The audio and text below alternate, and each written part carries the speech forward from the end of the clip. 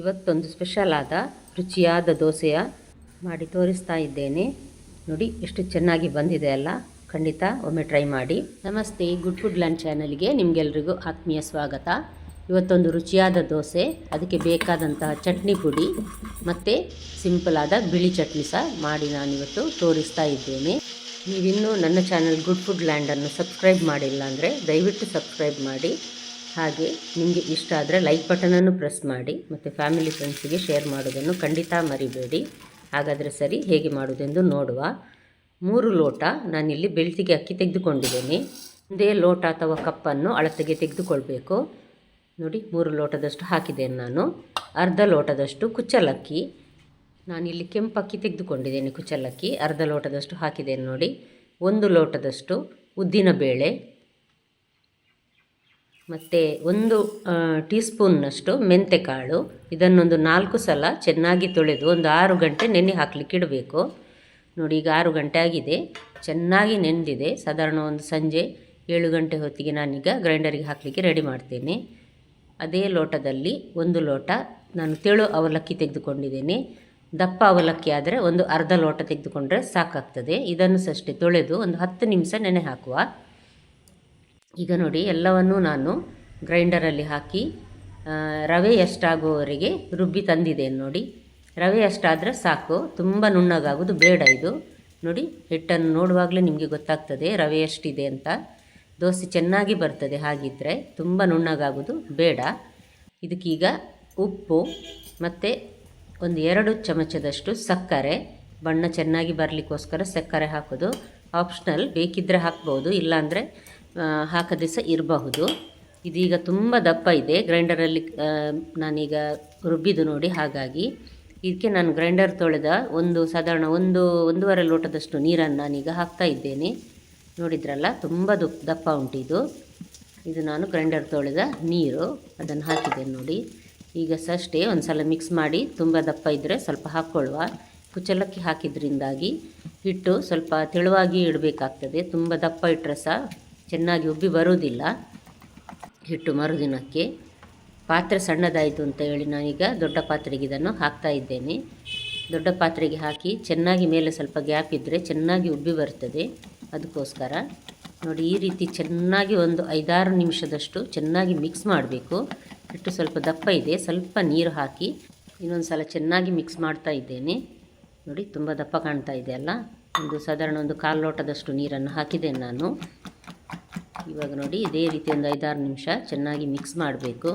ದೋಸೆ ಚೆನ್ನಾಗಿ ಉಬ್ಬಿ ಬರಬೇಕಂದ್ರೆ ಈ ಪ್ರೊಸೆಸ್ ನಾವು ಮಾಡಲೇಬೇಕು. ನೋಡಿ, ಈಗ ತೋರಿಸ್ತಾ ಇದ್ದೇನೆ. ಬ್ಯಾಟರ್ ಕನ್ಸಿಸ್ಟೆನ್ಸಿ ಇಷ್ಟಿದ್ದರೆ ಸಾಕು. ಇನ್ನು ಮುಚ್ಚಳ ಮುಚ್ಚಿ ಇದಕ್ಕೊಂದು ನಾನು ಈಗ ಚಳಿ ಸಮಯ ಆದದ್ರಿಂದಾಗಿ ಇದಕ್ಕೊಂದು ಮೇಲೆ ದಪ್ಪ ಬಟ್ಟೆ ಹಾಕ್ತೇನೆ ನಾನು. ಈಗ ಚಳಿಗಾಲ ಆದ್ದರಿಂದಾಗಿ ಚೆನ್ನಾಗಿ ಹಿಟ್ಟು ಉಬ್ಬಿ ಬರುವುದಿಲ್ಲ. ಅದಕ್ಕೋಸ್ಕರ ಈ ರೀತಿಯೆಲ್ಲ ನೋಡಿ ಬಂದೋಬಸ್ತು ಮಾಡಿದ್ದು. ಒಂದು ಹಗ್ಗ ಕಟ್ಟಿ ಅದರ ಮೇಲೆ ಒಂದು ದೊಡ್ಡ ಕಲ್ಲನ್ನು ಇಟ್ಟಿದ್ದೇನೆ ನಾನು. ರಾತ್ರಿ ಇಡೀ ಫರ್ಮೆಂಟ್ ಆಗಲಿಕ್ಕೆ ಇಟ್ಟಿದ್ದೇನೆ. ಇವಾಗ ಚಟ್ನಿ ಪುಡಿ ರೆಡಿ ಮಾಡುವ. 2 ಟೇಬಲ್ ಸ್ಪೂನ್ನಷ್ಟು ಕಡಲೆಬೇಳೆ, 4 ಟೇಬಲ್ ಸ್ಪೂನ್ನಷ್ಟು ಉದ್ದಿನಬೇಳೆ, 1 ಎಸಳು ಕರಿಬೇವು, 2 ಟೇಬಲ್ ಸ್ಪೂನ್ನಷ್ಟು ಬಿಳಿ ಎಳ್ಳು ಹಾಕಿದ್ದೇನೆ. ಇದನ್ನು ಚೆನ್ನಾಗಿ ರೋಸ್ಟ್ ಆಗುವವರೆಗೆ ಹುರಿದು ನಂತರ ತಣ್ಣಗಾದ ಮೇಲೆ ಪುಡಿ ಮಾಡಿಡುವ. ಈಗ ನೋಡಿ, ಚಟ್ನಿ, ಬಿಳಿ ಚಟ್ನಿ ಇದು ಸಿಂಪಲ್ ಆಗಿರುವಂತಹ. 4 ಟೇಬಲ್ ಸ್ಪೂನ್ ಹುರಿಗಡಲೆ, 1 ಕಪ್ಪಿನಷ್ಟು ಫ್ರೆಶ್ ತೆಂಗಿನ ತುರಿ. ಇದು ಕಾಯಿ ಮೆಣಸು ನೋಡಿ ಹಾಕ್ಕೊಳ್ಬೋದು. ಇದು ಖಾರ ಇದೆ, ಅದಕ್ಕೋಸ್ಕರ ನಾನು ಒಂದೇ ಹಾಕಿದ್ದೇನೆ. ರುಚಿಗೆ ತಕ್ಕಷ್ಟು ಉಪ್ಪು ಹಾಕಿ, ಸ್ವಲ್ಪ ನೀರು, ಸ್ವಲ್ಪ ಹಾಲು ಹಾಕಿ ಇದನ್ನು ಗ್ರೈಂಡ್ ಮಾಡಬೇಕು. ಹಾಲು ಹಾಕೋದನ್ನು ತೋರಿಸಲಿಕ್ಕೆ ಮರೆತು ಹೋದೆ. ನೋಡಿ, ಇಷ್ಟು ತರಿ ಆಗಿದ್ದರೆ ಸಾಕು, ಚಟ್ನಿ ರೆಡಿ ಆಯ್ತದೆ. ಇದು ನೋಡಿ, ಕೆಂಪು ಉದ್ದ ಮೆಣಸು. ಈಗ ಚಟ್ನಿ ಪುಡಿಗೋಸ್ಕರ ನಾನು ಈ ರೀತಿ ಸುಡ್ತಾ ಇದ್ದೇನೆ ಒಲೆಯಲ್ಲಿ. ಒಂದು 2-3 ಮೆಣಸು ಹಾಕ್ಕೊಳ್ಬಹುದು ಖಾರ ನೋಡಿ. ನಾನೊಂದು 2 ಹಾಕ್ತಾ ಇದ್ದೇನೆ, ಖಾರ ಬೇಡ ಅಂತ ತುಂಬ. ಈಗ ನೋಡಿ, ಹುರಿದ ಬೇಳೆಗಳನ್ನು ಹಾಕುವ. ನಂತರ ಹಿಂಗು, ಒಂದು 1/4 ಟೀ ಸ್ಪೂನ್ನಷ್ಟು ಹಿಂಗನ್ನು ಹಾಕಿ ಇದನ್ನು ನುಣ್ಣಗೆ ರುಬ್ಬಬೇಕು. ಒಂದು ಅರ್ಧ ಚಮಚದಷ್ಟು ಉಪ್ಪು ಹಾಕಿದ್ದೇನೆ. ನಂತರ ನೋಡಿ ಸ್ವಲ್ಪ ಬೇಕಿದ್ದರೆ ಹಾಕ್ಕೊಳ್ಬಹುದು. ನೋಡಿದ್ರಲ್ಲ, ಚಟ್ನಿ ಪುಡಿ ರೆಡಿ ಆಯಿತು ಇಲ್ಲಿಗೆ. ತುಂಬ ಸಿಂಪಲ್ ಆಗಿರುವಂತಹ ಚಟ್ನಿ ಪುಡಿ ಇದು. ನೋಡಿ, ಮರುದಿನ ಬೆಳಿಗ್ಗೆ ನಾನೀಗ ತೆಗೆದು ನೋಡ್ತಾ ಇದ್ದೇನೆ. ಹಿಟ್ಟು ನೋಡಿ, ತುಂಬ ಅಲ್ಲ, ಚಳಿ ಟೈಮ್ ನೋಡಿ, ಹಾಗಾಗಿ ಆದರೆ ಸಾಧಾರಣ ಉಬ್ಬಿ ಬಂದಿದೆ. ಚೆನ್ನಾಗಿ ಹಿಟ್ಟು ನೆಂದಿದೆ ನೋಡಿ.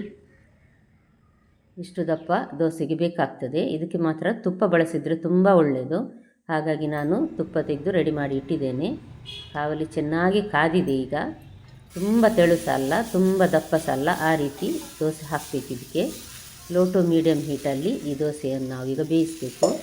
ಸುತ್ತ ಸ್ವಲ್ಪ ತುಪ್ಪ ಹಾಕಬೇಕು. ತುಪ್ಪ ಹಾಕಿದರೆ ಪರಿಮಳ ಮತ್ತು ರುಚಿ ತುಂಬ ಚೆನ್ನಾಗಿರ್ತದೆ. ಅದಕ್ಕೋಸ್ಕರ ಎಣ್ಣೆ ಹಾಕಬಾರ್ದಂತೇನಿಲ್ಲ, ಹಾಕ್ಕೊಳ್ಬಹುದು. ಇದಕ್ಕೆ ಸ್ವಲ್ಪ ತುಪ್ಪ ಜಾಸ್ತಿ ಹಾಕಿದ್ರೇ ಒಳ್ಳೆಯದಾಗೋದು. ಈಗ ಮುಚ್ಚಳ ಮುಚ್ಚಿ ಇದನ್ನು ಬೇಯಲಿಕ್ಕೆ ಇಡುವ. ನೋಡಿ, ಈಗ ಚೆನ್ನಾಗಿ ಬೆಂದಿದೆ ಇದು ಈಗ ದೋಸೆ. ಇದಕ್ಕೀಗ ನಾನು ಚಟ್ನಿ ಪುಡಿಯನ್ನು ಹಾಕ್ತಾ ಇದ್ದೇನೆ. ಚಮಚದಲ್ಲಿ ಹಾಕೋದಕ್ಕಿಂತ ಕೈಯಲ್ಲಿ ಹಾಕಿದ್ರೇ ಈ ರೀತಿ ಚೆನ್ನಾಗಿ ಸ್ಪ್ರೆಡ್ಡಾಗಿ ಬರ್ತದೆ. ಇಲ್ಲಾಂದರೆ ಚಮಚದಲ್ಲಿ ದಪ್ಪ ದಪ್ಪ ಒಂದೊಂದೇ ಕಡೆ ಬೀಳ್ತದೆ. ಅದಕ್ಕೋಸ್ಕರ ಈಗ ಮೇಲ್ಗಡೆ 1-2 ಚಮಚದಷ್ಟು ತುಪ್ಪವನ್ನು ಹಾಕಿ ಒಂದು ಗಳಿಗೆ ಬಿಟ್ಟು ನಂತರ ಮಡಚಿ ದೋಸೆಯನ್ನು ಈಗ ನಾವು ತೆಗೆಯುವ. ರೆಡಿ ಆಯ್ತು ಇದು ದೋಸೆ. ಈಗ ನೋಡಿ, ಹೊರಗೆ ಕ್ರಿಸ್ಪಾಗಿ ಒಳಗೆ ಸಾಫ್ಟಾಗಿರುವಂಥ ಈ ದೋಸೆ ಈ ಪ್ಲೇನ್ ಚಟ್ನಿಯೊಂದಿಗೆ ತುಂಬ ರುಚಿಯಾಗಿ ಬರ್ತದೆ. ನೋಡಿ, ಇನ್ನೊಂದು ದೋಸೆ ಸಹ ನಾನು ಅದೇ ರೀತಿ ಹಾಕಿ ತೋರಿಸ್ತಾ ಇದ್ದೇನೆ. ಖಂಡಿತ ನಿಮಗೆ ಈ ರೆಸಿಪಿ ಇಷ್ಟ ಆಗಿರಬಹುದು. ಲೈಕ್ ಬಟನನ್ನು ದಯವಿಟ್ಟು ಪ್ರೆಸ್ ಮಾಡಿ. ಅದೇ ರೀತಿ ನಾನು ಬೇರೆ ಬೇರೆ ರೀತಿಯ ದೋಸೆಯ ರೆಸಿಪಿಯನ್ನು ತೋರಿಸಿದ್ದೇನೆ. ಉದ್ದಿನ ದೋಸೆ, ಮೆಂತ್ಯ ದೋಸೆ ಮತ್ತು ಮಸಾಲೆ ದೋಸೆ ಎಲ್ಲ. ಖಂಡಿತ ಒಮ್ಮೆ ಸರ್ಚ್ ಮಾಡಿ ನೋಡಿ, ಟ್ರೈ ಮಾಡಿ. ನೋಡಿ, ಚಟ್ನಿ ಪುಡಿ ಕೈಯಲ್ಲೇ ಹಾಕ್ತಾ ಇದ್ದೇನೆ. ಉಳಿದ ಹಿಟ್ಟನ್ನು ನಾನು ತೆಗೆದು ಮರುದಿನಕ್ಕೆ ಅಂತ ಇಟ್ಟಿದ್ದೇನೆ, ಬೆಳಿಗ್ಗೆ ಮಾಡಲಿಕ್ಕೆ ಅಂತ. 2 ದಿನಕ್ಕಿದು 4 ಮಂದಿ ಇದ್ದ ಮನೆಯವರಿಗೆ 2 ದಿನಕ್ಕಿದು ಹಿಟ್ಟು ಸರಿಯಾಗಿ ಬರ್ತದೆ. ನೋಡಿ, ಈ ದೋಸೆ ಸಹ ರೆಡಿ ಆಯಿತು. ಹಾಗಾದರೆ ನಿಮಗೆ ಖಂಡಿತ ಇವತ್ತಿನ ರೆಸಿಪಿ ಇಷ್ಟ ಆಗಿರ್ಬೋದು ಫ್ರೆಂಡ್ಸ್. ನಾಳೆ ಇನ್ನೊಂದು ಹೊಸ ರೆಸಿಪಿಯೊಂದಿಗೆ ನಿಮ್ಮನ್ನು ಮತ್ತೆ ಭೇಟಿ ಆಗ್ತೇನೆ. ನೋಡಿದ ಎಲ್ಲ ವೀಕ್ಷಕರಿಗೆ ಧನ್ಯವಾದ.